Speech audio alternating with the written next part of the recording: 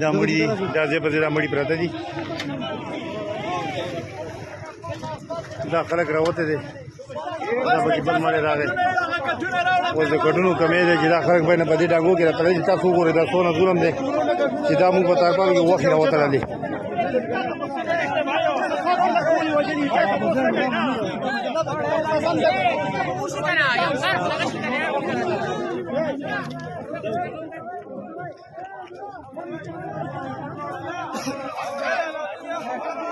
دا د بابوزو کلی دی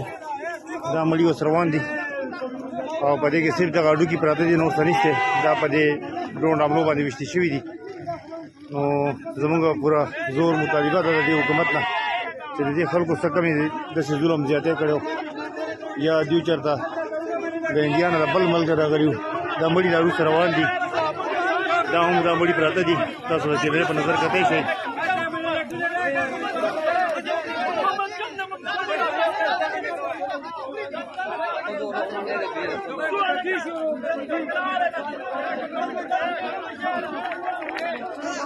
وروستي مړي اوس هغه دي بر روان دي په دې ګاډو کې دي